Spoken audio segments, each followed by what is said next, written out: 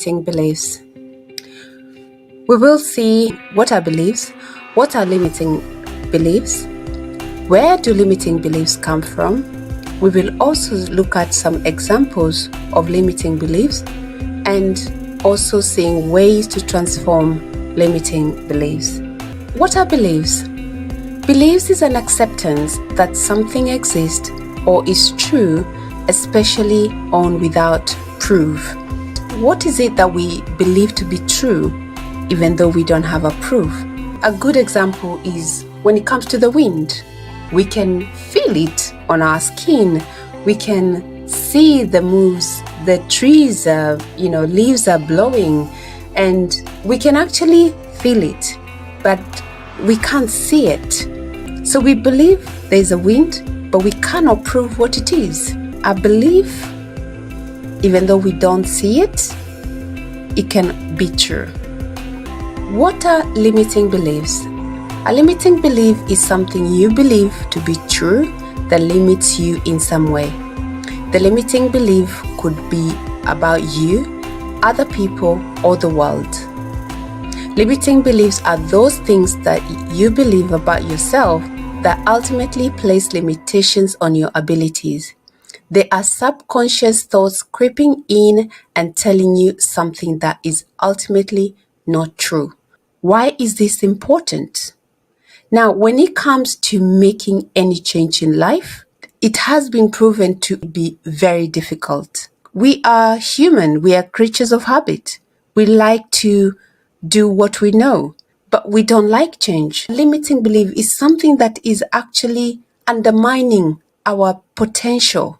And instead of us doing what we are capable of doing, it's almost like we have a little voice that always reminds us our place. And for that reason, we can never move forward.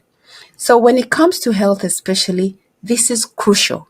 If we are going to remove the noise and believe that what we are learning and what we are absorbing is we are capable of preventing diseases and even reversing some of the lifestyle diseases, unless we ultimately believe in them. If we don't, then it's not going to work. And that is a way of limiting belief. In order for us to really see change, and especially in health, we must talk about what is limiting us. What is the limiting belief that we have in ourselves? We all go through life with believing who we are. Suppose you say that I'll work hard to stop smoking. It's a matter of days before you get back to smoking. The strongest force in a whole human personality is the need to stay consistent with defining ourselves. We like to define ourselves. We say, oh, I can't do that. Oh, I cannot say that. Or I cannot behave like that. And all those are examples of how we define ourselves. When was the last time we defined ourselves? Maybe that is actually a good question. Because you find that most people stay in beliefs that were set 10, 20, or even 30 years ago. And often is when we made those decisions is when we were young or even very young children. There are obviously a situation or situations that happen in our life and we set a decision to behave in a certain way. And that becomes the glass ceiling that controls us. This is a baby elephant metaphor. When circus elephants are young, they tie a rope to their back leg and wrap it around a heavy stalk in the ground. The baby elephant is not strong enough to break free at that point. In time, it learns to become constrained, not even to try and free itself. Later, as a fully mature adult, the trainer, they only have to tie a rope around the elephant's leg and attach the other end to any pole or even any stake, and the elephant believes it's trapped. Even though it has amazing strength and power to break free, it has been conditioned not to use its power and strength. And many people are like this little elephant. We are powerful spiritual beings with extraordinary gifts and strength. Yet due to earlier conditioning by family, society, culture, etc., they hold themselves back and fail to realize their potential. They let the past hold them back and continually live out of the same beliefs that they have been programmed to believe without never questioning them. So my question to you is this: what beliefs could be holding you back? So limiting beliefs can come from anywhere, from our family members, from our friends and relationships, from our teachers, from the media, what we hear in the media, society, culture, and all these are things that we are repeatedly told, especially when we are young, when we are growing up, it is so hard for us to really tell whether it's true or not. But then over time, because it's been told to us over and over again, we actually come to believe that to be true. And when we make our decision, we make it from that perspective where it wasn't true, but because it was told to us over and over again, we came to believe it as true. I like this quote by Marian Williamson. She says, "Nothing binds you except your thoughts. Nothing limits you except your fear. And nothing controls you except your belief." What limits us is what is in our thoughts. In fact, there's a saying that what you think, you become.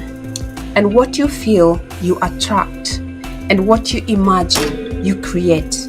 So you can see how powerful it is what is in our mind, because it controls us. And anything that we thought when we were young, what we believed, became a limiting belief to us, and it's no longer serving us.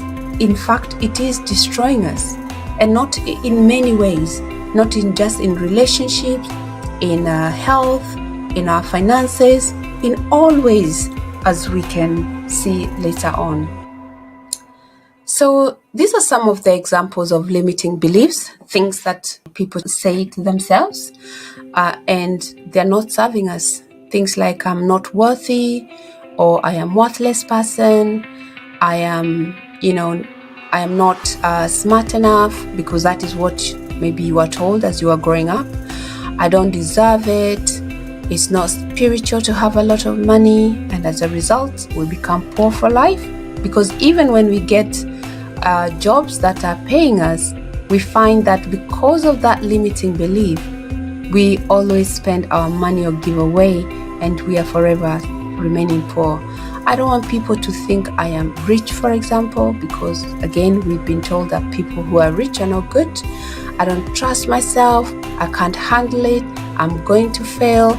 So why bother trying?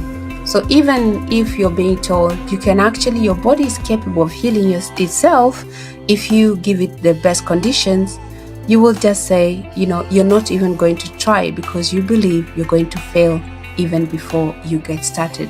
So really, we have to think of ways to start to tell ourselves that we can get out of this. How do we transform limiting beliefs then? So first of all is the realization over your life. It is easier to believe negative or limiting belief. In fact, most of the time our brain tends to remember the negative things rather than the positive things. Once you become aware, step 2, where we break through that glass ceiling and start dreaming big. Don't censor your dreams or vision with practicalities and probabilities.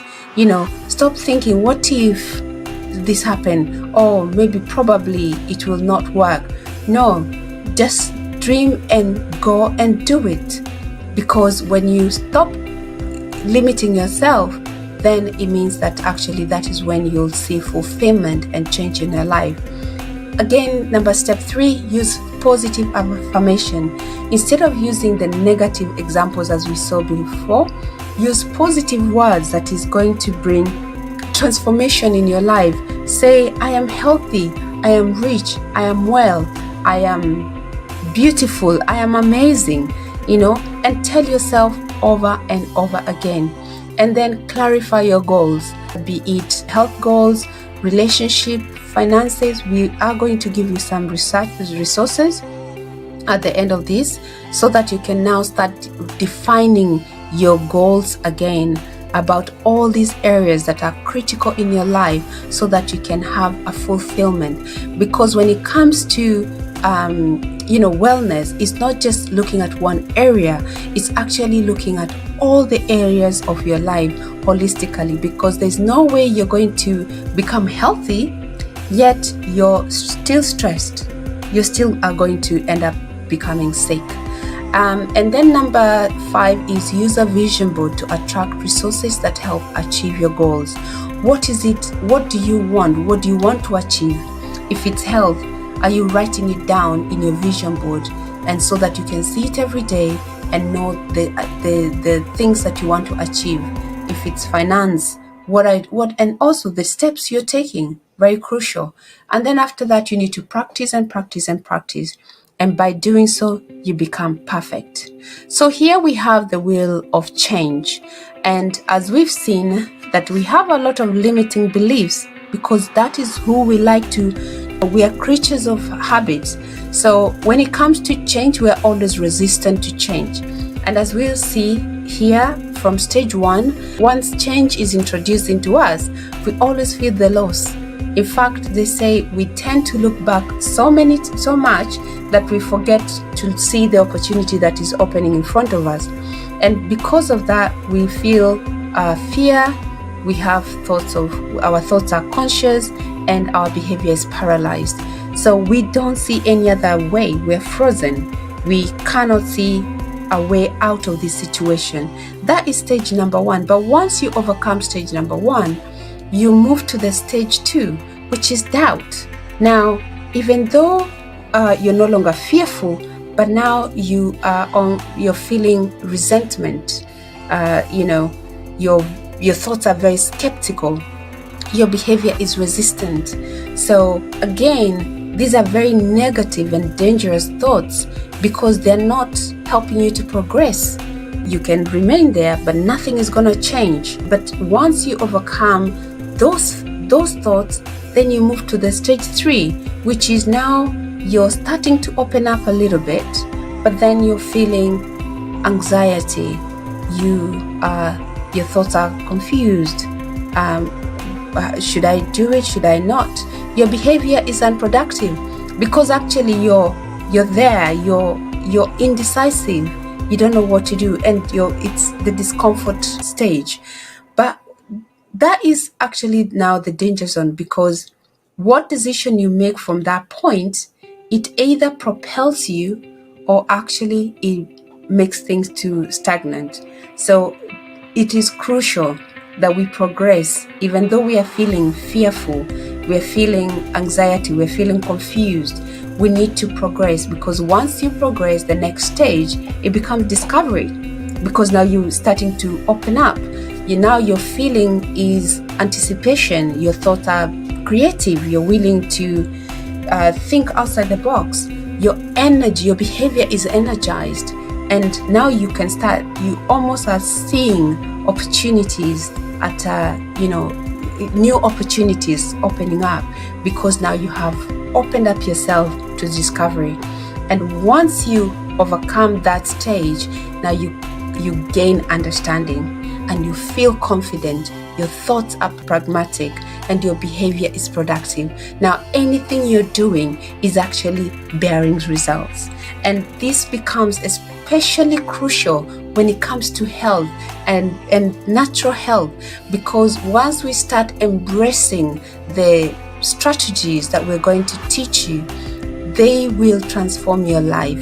And it's not just one area of your life, it's going to transform your whole being, even because once you become energized in your body, then you're energized to do other things, whether it's your work, your family relations, your dealing with your children and everything, and you become very productive.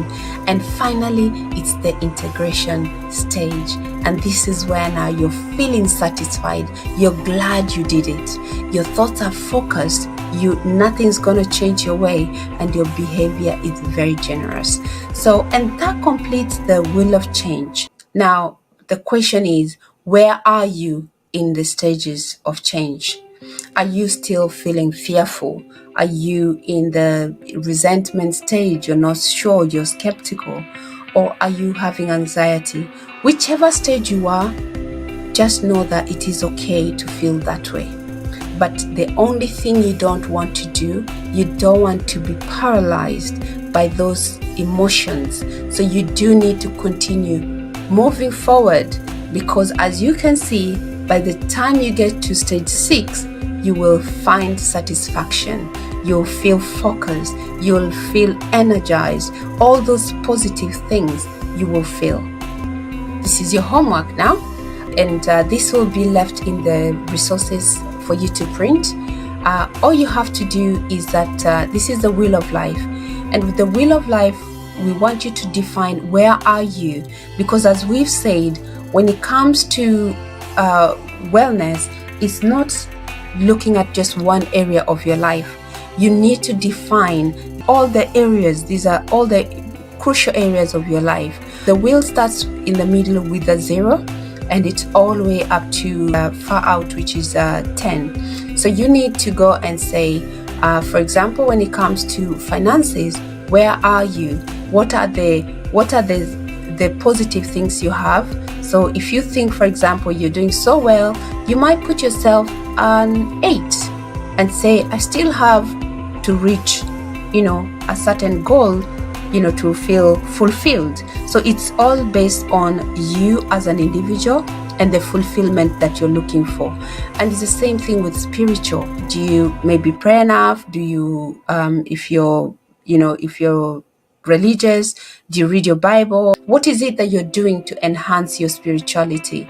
Because what we think helps us to connect with the divine, and also your lifestyle. So you need to go through the entire wheel of life and mark every area, because that is one of the things that is going to be on your vision board, and you will now be taking steps as you start this journey to be intentional. Come up with targets and goals so that you can actually not just prosper in health, but also prosper in all the other areas in your life. And why is that is so important? Why it's important is, for example, you can become healthy, definitely, but as we said, if your relationships are not working well, they are going to cause you stress. And if you're going to be stressed, you're still going to be sick. So you see, that is why we have to look at the whole thing holistically. So we need to look at the relationship, your family, define where you are in that area, your business and career. How is it at your work today? Are you enjoying your work? And if you're not, what opportunities are there? What can you do? Are you going to change it, or are you going to study more to empower yourself more? What is it that you need to do? We will give you the right lifestyle that you need to be leading as part of health strategies that we're going to equip you with. That become your number one homework and number one vision that is going to go on your vision board, because from there, now your other targets and goals starts to play in together. Join me in our next topic as we discuss it further.